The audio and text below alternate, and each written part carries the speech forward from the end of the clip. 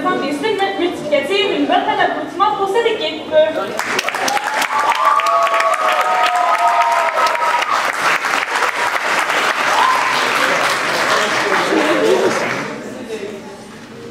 Ok, bonjour. Nous sommes deux groupes du lycée français de San Francisco et du lycée français... du lycée... Collège Stanislas de Montréal. Je m'appelle Julien, ça c'est Max, et puis... Moi c'est Valentine. Iris et Lécaron. Donc... désolé. On va vous présenter les suites multiplicatives que je pense que vous avez déjà entendu parler ce matin. Donc c'est notre sujet, mais vous pouvez rien voir. Donc, alors, vous avez déjà entendu parler, mais le principe c'est notre sujet porte sur les suites de nombres. Donc on prend un entier naturel et on fait le produit de tous les chiffres qui le composent, et puis on répète cette opération avec le résultat du calcul précédent à chaque fois jusqu'à obtenir un chiffre.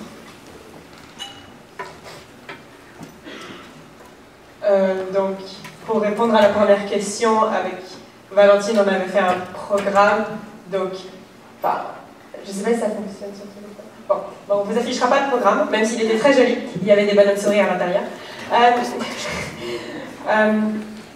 Et ça permettait en gros, ça nous a vraiment aidé pour de base répondre à la première question, donc connaître les suites de 1 à 100, connaître leur longueur, et aussi on avait une liste de celles qui aboutissaient à 0, ça nous a aidé sur les autres questions.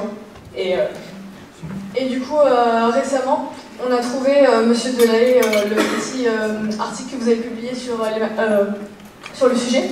Et du coup, on s'est permis de vous piquer le tableau ici présent là, qui synthétise très très bien.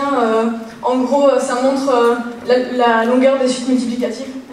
Donc par exemple, si on prend 99, on voit que la longueur de la suite c'est 2.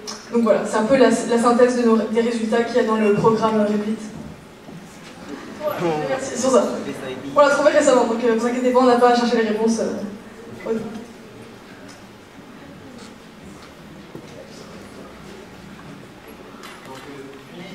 Notre groupe, celui de San Francisco, on a fait un algorithme pour pouvoir calculer la longueur des listes allant jusqu'à 100 000. Et on a fait ça plutôt pour calculer s'il y avait des particuliers pour les suites qui commencent par un nombre avec différents chiffres. Donc voilà notre algorithme. Il prend un nombre de départ et il multiplie les chiffres de ce nombre entre eux en isolant chaque chiffre par un calcul. Et ceci fait qu'on peut trouver la longueur de chaque liste commençant par tous les nombres jusqu'à pas 100 999. Et avec ça, on a constaté que les nombres, les listes qui commencent par un nombre à 2 chiffres peuvent avoir une longueur maximale de 4. La longueur de la liste était 4. Pour 3 chiffres, la longueur était 5. Pour 4 chiffres, pour le nombre de départ, la longueur de la liste était 5, etc. Et apparemment, ça s'arrête à 11 pour la longueur de la liste. Après ça, ça ne peut plus augmenter. On a aussi découvert on s'est aussi demandé ce que dit qu'une suite multiplicative soit d'infini. Et en prenant l'exemple d'un nombre, par exemple 99, on a vu que chaque fois qu'on multiplie les chiffres entre eux, même pour les chiffres les plus grands, comme 9 et 9, on va toujours trouver un nombre encore plus petit. Dans ce cas, c'est 81, qui est bien sûr inférieur à 99. Et si on trouve toujours un nombre plus petit quand on multiplie les chiffres d'un nombre de départ, ça veut dire qu'éventuellement, la suite va nous donner un nombre qui est inférieur à 10 et donc la suite va terminer. Donc ceci veut dire qu'une suite multiplicative ne peut jamais être simple. Donc, nous, de notre côté, on avait aussi travaillé sur la règle simple, enfin, des règles simples qui font en sorte qu'une suite multiplicative aboutit à 0. Donc, en fait, on avait fait par étapes. Donc, on s'était dit, c'est simple, ma petite sœur de 12 ans peut le faire, pour qu'une suite multiplicative aboutisse à 0. De base, le chiffre commence à 0, et ça va aboutir, enfin, dans le nombre de base, il y a un 0, par exemple 10, 90, 100, ça aboutit à 0 très très vite. Et donc, c'était ça la première étape. Donc, au moins un chiffre, c'est 0. Ensuite, on s'était dit, mais si jamais il n'y a pas de 0 de base dans le nombre, est-ce que ça peut quand même aboutir à 0? Oui, s'il y a un multiple de 2, un chiffre pair, et un 5 dans le nombre. Donc, par exemple, 25, ça va faire 10, ça va faire 0. Donc, parce qu'un multiple de pair, nombre pair fois 5, ça fait un multiple de 10, un 0, je ne vais pas développer. Et donc ensuite on avait essayé d'aller un petit peu plus loin pour en partie expliquer d'autres qui nous semblaient moins naturels, comme par exemple 95. Et ça c'est Valentine qui va le faire. Ok. Alors du coup, troisième étape. On veut arriver à un nombre qui a un chiffre qui a un multiple de 2 et un autre chiffre qui est 5. Comment? La question. Donc en gros, on prend un chiffre qui a un multiple de 2 et un 5. Donc par exemple, 56. On le décompose en produit de facteurs premiers. Donc on est d'accord que 56, si je ne suis pas trop mauvaise en maths, c'est 2 fois 28. On est d'accord que 2 fois 28, ça fait 2 fois 2 fois 2 fois 7. Jusque-là, tout va bien. Et du coup, donc là, on a décomposé 56 en un produit de facteurs premiers. Et ensuite, pour trouver des nombres, en fait, dans notre programme Replit, on avait des nombres qui aboutissaient à 0, mais qui ne respectaient pas la règle de soit c'est un nombre qui est composé d'un chiffre qui est 0, ou d'un chiffre qui a un multiple de 2 et un autre chiffre qui est 5. Par exemple, 87, 78, etc. On peut répondre à cette question. En gros, il suffit de faire des sortes d'associations, de recomposer en fait les nombres premiers entre eux pour avoir de nouveaux nombres. Par exemple, si on fait 2 fois 2, on a 4. 2, 7. 427, c'est 4 fois 2 fois 7.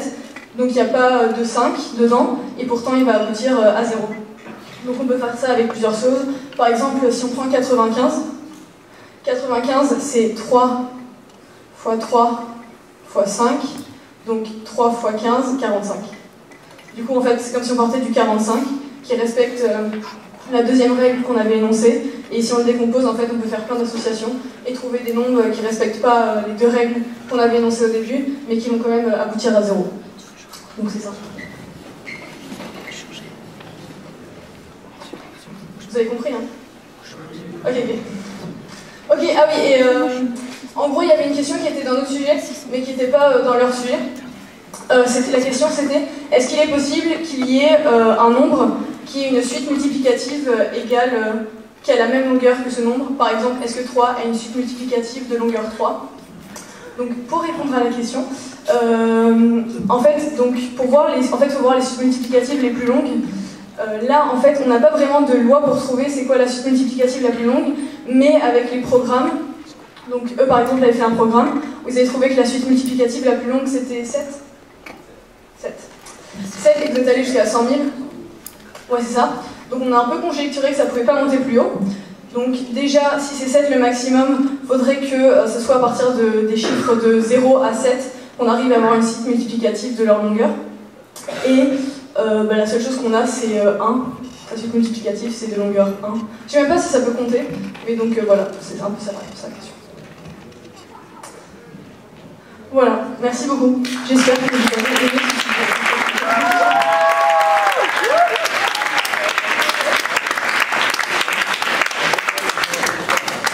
Merci beaucoup à vous pour une belle présentation. Donc, est-ce qu'il y a des questions dans la salle pour les présentateurs? non, mais ne vous en faites pas, j'en ai pour vous. Efasco. Trop tard. C'est contraire. Est-ce que tous les nombres qui aboutissent à 0 ont la caractéristique que tu présentais, qui seraient décomposés, changer l'ordre des facteurs premiers? Oui, là, on a fait. Donc là, en fait, donc, comme vous vous rappelez, on décomposait par étapes. Donc en une étape, pour aboutir à 0, c'est qu'il y a un chiffre qui est 0. 2 étapes, c'est multiple de 2 et 5. 3 étapes, c'est si on le décompose, on arrive à le recomposer pour que ça fasse un multiple de 2 et 5.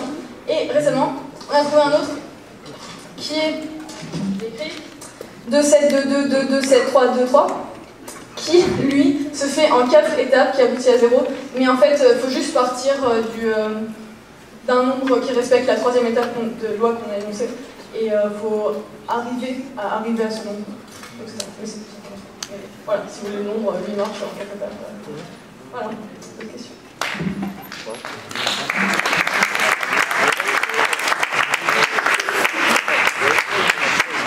Donc, encore une fois, merci beaucoup aux présentateurs pour leur présentation.